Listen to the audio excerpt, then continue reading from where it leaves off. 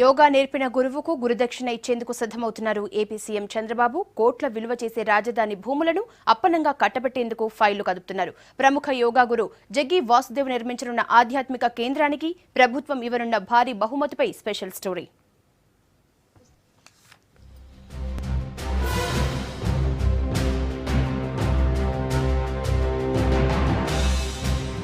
కర్ణాటకలో పుట్టి ఆధ్యాత్మిక యోగా గురువుగా ప్రపంచ గుర్తింపు పొందిన జగ్గి వాసుదేవ్ శిష్యుడిగా మారారు ఏపీ సీఎం చంద్రబాబు.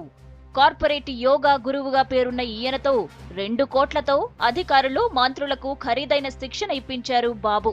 ఇప్పుడు అందుకు తగ్గట్లుగా ఖరీదైన బహుమతి ఇచ్చేందుకు రెడీ అయ్యారు. కోట్ల విలువైన రాజధాని భూములు కట్టబెడుతున్నారు.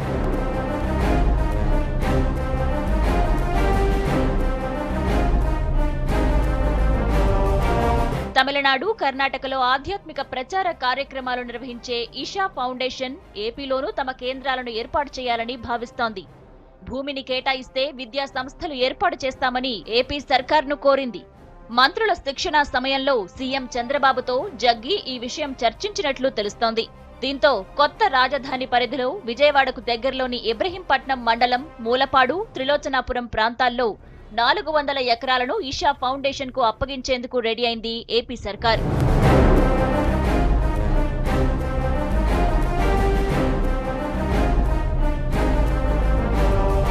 ఇషా ఫౌండేషన్ నిషాలో ఉన్న బాబు దాదాపు 800 కోట్ల విలువైన భూములను కట్టబెడుతున్నారు. గురూజీ అడిగారని ఏకంగా అటవీ శాఖ పరిధిలోని మైలవరం, ఇబ్రహీంపట్నం భూములను నోటిఫై చేసి మరీ అప్పగించేందుకు సిద్ధమయ్యారు. పనులు చక్కదిద్దే బాధ్యతలు విద్యాశాఖ మంత్రి గంటా శ్రీనివాసరావుకు అప్పగించారు. ఇప్పటికే ఇషా ఫౌండేషన్ ప్రతినిధులతో కలిసి భూ పరిశీలన చేశారు మంత్రి గంటా. ఇక అధికారిక ఉత్తర్వులు రావటమే ఆలస్యం.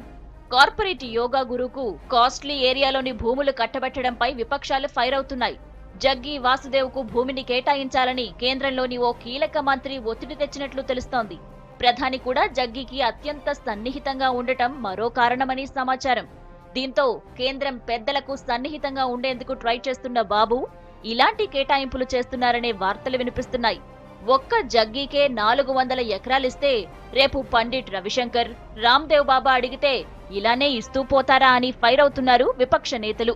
కొత్త రాజధాని ప్రాంతంలోని భూములను ధారాదత్తం చేయటాన్ని తప్పుపడుతున్నారు.